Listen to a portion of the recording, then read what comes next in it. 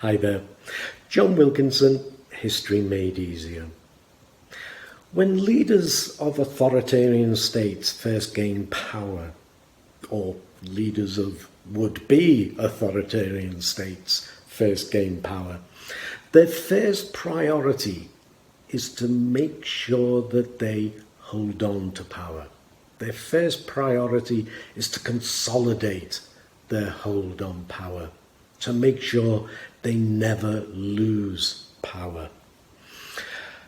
It was so with Lenin, it was so with Mussolini, it was so with Hitler, maybe less so with Stalin because the communists were already in power, although Stalin wanted to make sure he didn't lose control of the Communist Party.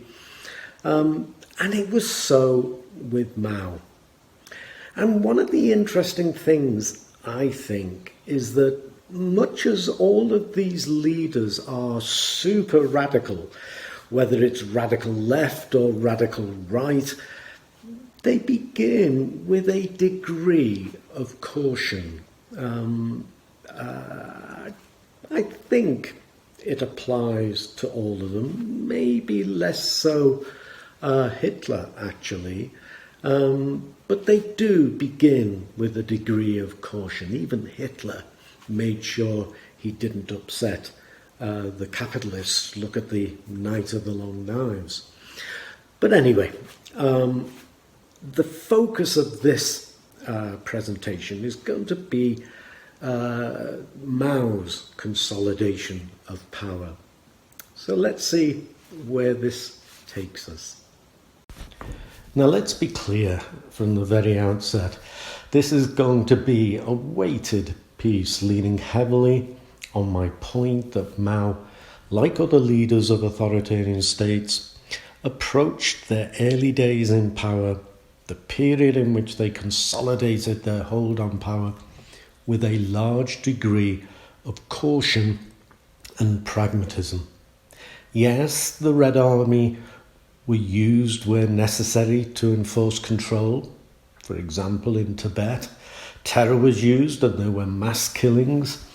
Community associations enforced the party line, as did the so-called watchers who, like the block wardens in Nazi Germany, kept a close eye on the Chinese people. But sometimes not enough attention is given to the caution and pragmatism involved. And so that's where my focus will be. The most fundamental issue that China had faced, or refused to face, for centuries was that of land. For the CCP, it was both a pragmatic and an ideological issue. Support for the communists came from the peasantry. They were largely an unknown quantity in the cities. And if that support was to be maintained, the peasantry had to be given land. This land would be taken from the landlord class, and in destroying the landlord class, they would also eliminate a potential source of counter-revolution. But the CCP also wanted to ensure that land was reformed in an orderly fashion. They wanted rid of the landlord class, but they also wanted to maintain, if not increase, agricultural production, necessary if China was to industrialize. Things had got out of hand in the last years of the Civil War, and the CCP was eager to ensure stability at this critical period in the life of the new state. They sought to dampen peasant radicalism, and in order to do so, expelled many of the young village cadres who had led the indiscriminate killing of landlords and rich peasants. Restraint was now the order of the day. Ideologically, it wouldn't initiate a socialist society in the countryside, but it would, by ending the feudal system once and for all, at least be a step in the right direction. So, as with Mao's preferred option at Jiangxi, the Agrarian Law of 1947 and the Agrarian Reform Law of 1950, sought to avoid the more radical social levelling option in favour of one that protected the economically efficient, rich and middling peasants. Still, the landlord class were doomed. Unlike the national bourgeoisie, even the bureaucratic bourgeoisie in the cities, they had nothing to offer. They were parasites, living off the work of others. They simply weren't needed, and ideologically, they were the enemy. And the destruction of the landlord class, who, though they only constituted 4% of the rural population, nevertheless still numbered 20 million, owning about 30% of the land. They would still have a profound effect on rural China. Their elimination would still have a profound effect on rural China. It was not intended that the landlords would be physically eliminated, however, but would be given plots of land equal to that allocated to the poorer peasants. They would become useful, and the stigma of having been a landlord would be removed after 5 years of productive labour and political loyalty. So still pragmatic. Also, they could retain any land or property that was commercial or industrial in nature, even if it involved employing workers. They would be simply reclassified as national bourgeoisie. As for rich peasants, constituting just 6% of the rural population, but accounting for almost half of agricultural production, their lands were to be left untouched, even when hired labour was involved. They were even allowed to continue to rent land to tenant farmers, where that had been the practice. Middling peasants too were allowed to use hired labour. None of their land or property was to be redistributed. In this way, a bourgeois revolution took place in the Chinese countryside. The peasantry were all landowners now. The government issued title deeds and the peasants were free to buy, sell or rent their land. The freedom to hire agricultural labour, to lend money and to trade on the private market was also given them. These were the 4 freedoms, and the peasantry acted on them with vigour. So much so that within 3 years, somewhere between 20 and 25% of the population had sold land, and the sales were mostly from the poor to the rich. The CCP had made it clear that they viewed the situation as only temporary, a stage on the journey to collective ownership. But this seemed a long way off. The cities held their own specific problems for the CCP. Though China was overwhelmingly rural, nevertheless, such was the size of the population that in 1949 more than 60 million Chinese lived in cities with populations of over 100,000. Shanghai had a population of 6 million, Beijing and Tianjin of 2 million, and Guangzhou of 1 million. Mao himself was aware of the importance of the cities. The centre of gravity of the party's work, he said, even before the Civil War was over, has shifted from the village to the city.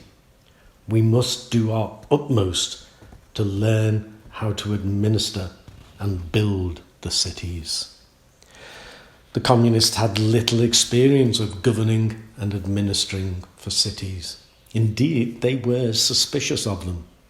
They had been the source of nationalist power, centres of imperial power too, spawning huge inequality and moral degradation.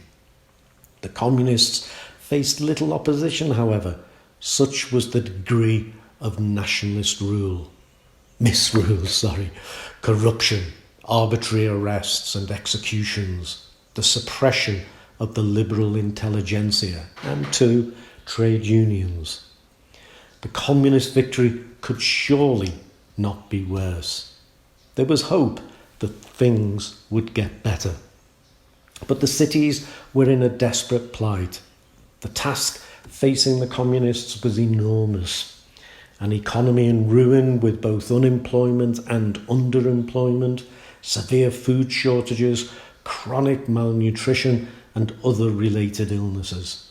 For example, vitamin deficiency was leading to blindness. There was inflation, 25% per week, as the nationalist regime collapsed, to the point at which money had become virtually worthless. And there were riots, looting and crime. The national bourgeoisie was the key group to which Mao held out an olive branch to. This is the class of shopkeepers, small factory and workshop owners, managers of industrial or commercial enterprises, entrepreneurs. Of course, there was suspicion and mistrust on both sides, but for a time at least, each needed the other, and each had little in the way of an alternative option. The willingness to try and make it work was real. At the other end of the social strata, the lumpen proletariat made up of casual coolie workers, rickshaw drivers and the like, little is actually known of their response to the communist victory. But they must have preferred it to what had gone before. For them, hope must have been high. The People's Republic of China was able to impose its will on the state institutions that enforce law and order, the police and the courts. But they also needed to administer the state and its laws. Most of the higher civil service had fled with the nationalist army, but those occupying the lower levels had largely remained and continued in their posts. Party cadres now occupied key positions and ensured that party policies were followed. Similarly, in civil society, organisations such as the All China Federation of Trade Unions or the All China Federation of Women fell under party control. So control and law and order was enforced. Corruption was tackled. But none of this was particularly socialist in nature, and nor were the economic and social policies initiated in the early years of rule. Economic priorities included control of inflation and the introduction of a working currency, getting industry back to work and getting China trading again. From a Marxist perspective, it could be seen as the advancement of a bourgeois economy, preparing the ground for the socialist economy. Or, from the Chinese context of the previous 40 years, longer if you go back before 1911, it could be regarded as the advancement of a nationalist economy. Essentially, those first few years that witnessed the advancement of a mixed economy, part capitalist, part socialist. Land reform created a landowning peasantry, a petty bourgeois peasantry. In the cities, that part of the economy owned by the bureaucratic bourgeoisie, who had mostly fled with the nationalist armies, large industries and commercial organisations and the banks were nationalised without compensation.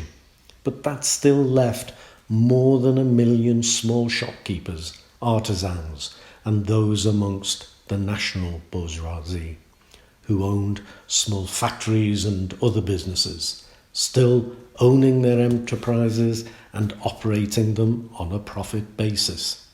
In fact, by 1953, the number of privately owned industrial firms slightly increased, and those employed in the private sector increased too.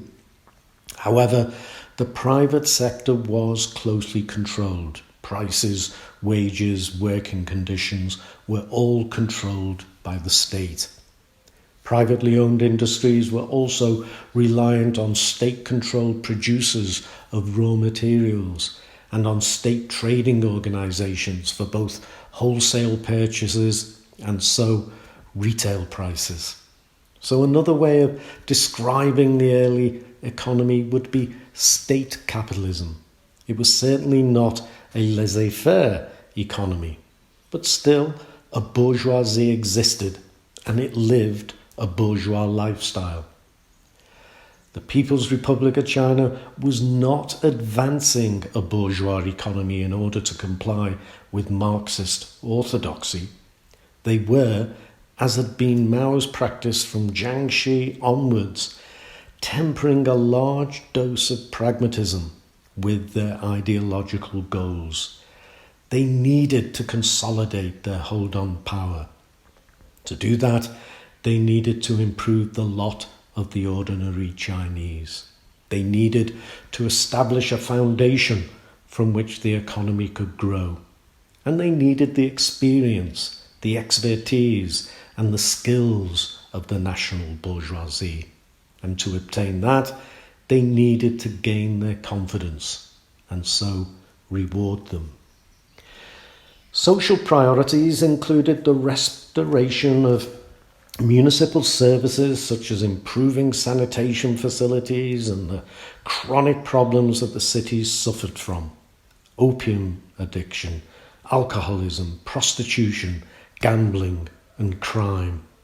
Opium addiction, with the organised crime and police corruption attached to the problem of drugs the world over, was tackled with a mixture of carrot and stick, of authoritarian and liberal policies.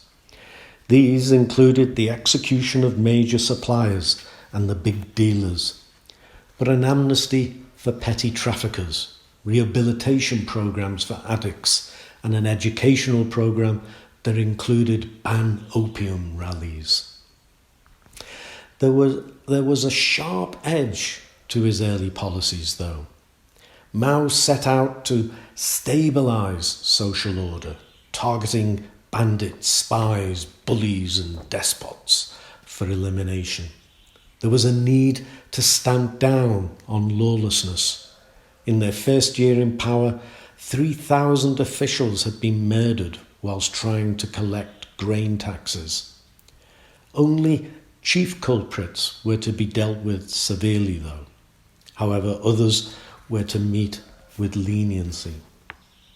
As a nationalist crusade before it was a communist revolution, the infant People's Republic of China also tackled the foreigner. Foreigners were required to register with the authorities. Their activities were supervised and limited. Foreign businesses were regulated, then nationalised. Then, following the tension generated by the Korean War, foreigners were ordered to leave. All foreign assets were frozen. Foreign-owned property was expropriated. Shell oil being a notable example. And Chinese Christians were forced to sever their links with foreign churches. It was an emotional reaction to the century of humiliation, and not just to the Korean War. And it was very popular.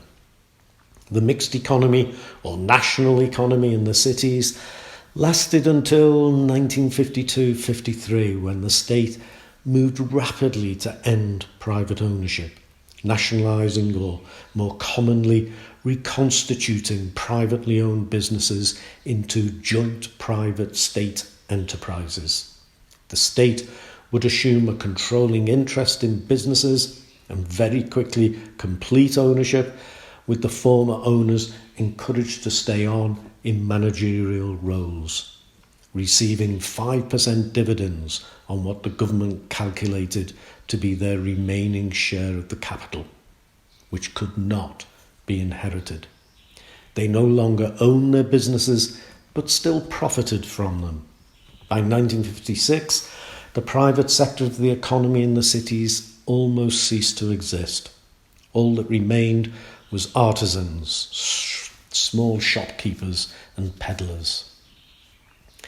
It had been a successful policy, and with the urban economy stabilising, even flourishing, and with social political stability, by 1951 the CCP moved to rid itself of those national bourgeoisie it couldn't trust and tie down those it felt it could trust. 3 campaigns were initiated, each with its own particular targets. The thought reform movement, targeting intellectuals, the Sanfan campaign, or the 3 Anti campaign, which targeted corruption and inefficiency, and the Wufan campaign, or the 5 Anti campaign, which targeted malpractice. Compared to the 1951 decree attacking counter-revolutionaries, undertaken as a direct result of the Korean War, these campaigns were calculated and moderate. The first campaign, the Thought Reform Movement, launched in the autumn of 1951, sought to put an end to individualistic stances and push for a collectivist mentality, serving the people. It called for the study of the writings of Mao, particularly those talks on the arts at Yan'an, which spoke out the social and political responsibilities of intellectuals. Loyal spokesmen for the masses, glorifying their revolutionary struggles. The campaign began with the universities and then moved into the schools, employing classic Maoist techniques, mass meetings, struggle sessions of criticism and self-criticism, public humiliations of the guilty. And the result was that freedom of expression was closed down, as well as control over education tightened. The 3 Anti movement, launched early in 1952, targeted corruption, waste, and the bureaucratic spirit. It set out to improve state administration, but also to remove unreliable state officials and unreliable party cadres too. Another classic Mao technique was deployed: mass meetings to publicly criticise corrupt or oppressive officials. However, it was the 5 Anti movement, with tax evasion, fraud, bribery, theft of government property, and stealing of state economic secrets as its targets, that attacked the national bourgeoisie, attacking them in the economy. More than 450,000 enterprises were investigated. Some individuals were imprisoned as a result, but most transgressors were hit financially with heavy fines or back taxes. The most significant outcome, though, was that the campaign forced most businesses to become joint state-private enterprises, one step from being nationalised. The 2 anti-movements can be seen as an attempt to attack corruption and ensure efficiency, things every state looks to achieve. However, they were also undoubtedly an attack on those amongst the bourgeois bureaucratic class who seemed reluctant to come to terms with the communist regime. And 2, this is what is most significant, on the national bourgeoisie, one of the 4 classes the CCP claimed to represent.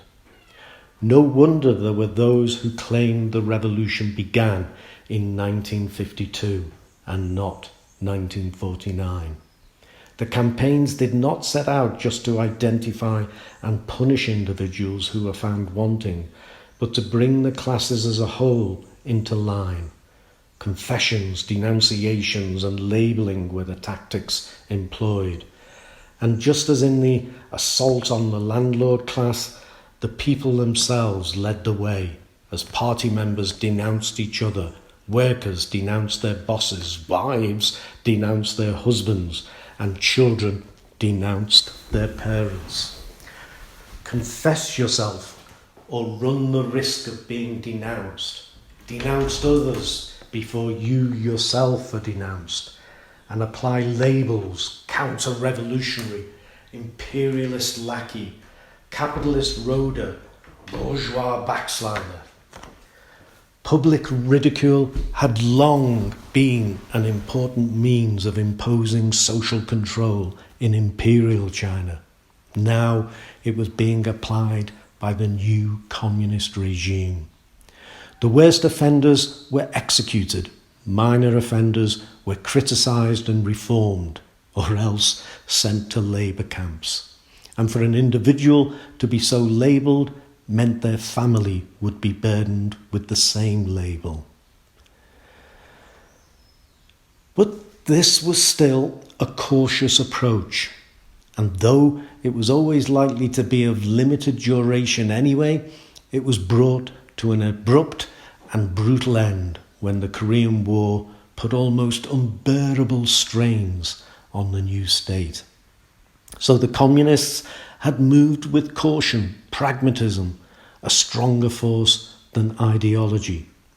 Yet the landowners as a class had ceased to exist. Feudalism had at long last been ended, replaced not by a socialist rural society, but a bourgeois one, all overseen, ironically, by the Chinese Communist Party, as had also been the historical role of the Russian Communist Party.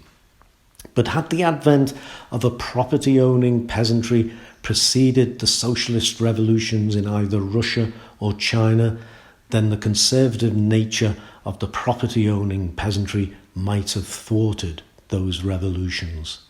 As it was, the peasantry were not given the time to establish themselves as a conservative force before the next stage of the socialist revolution was introduced in each of the countries.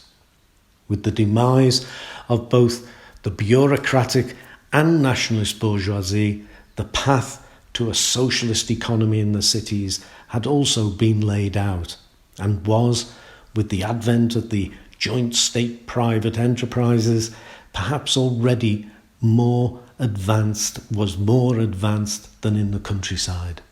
In 1953, 3 years of recovery seemed to have been achieved. Now came the turn of 10 years of development, the task of industrializing a still very backward Chinese economy. So perhaps it hadn't been such a cautious period as might first have been thought. Indeed, as Morris Meisner points out, more fundamental changes had been made to Chinese society, rural and urban, in just 3 years than had been seen in 2,000 years. So there you see Mao's consolidation of power. And like all the other leaders of authoritarian states, you will see an astute politician. We may not like their politics, but we have to accept that they were clever politicians. And you will see a degree of caution. You will see the direction that Mao wanted the Chinese Communist Revolution to go, but you will see that he was aware of the need for caution. So I hope that helps you in your understanding of how Mao consolidated power.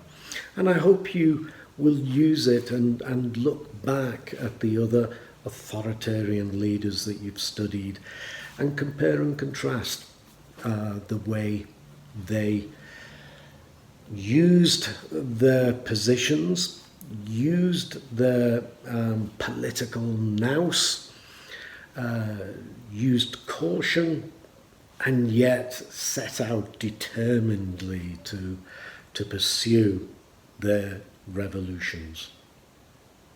But as always, my job now is to thank you for listening, and to give you a little reminder to check out my History Made Easier website. Cheers.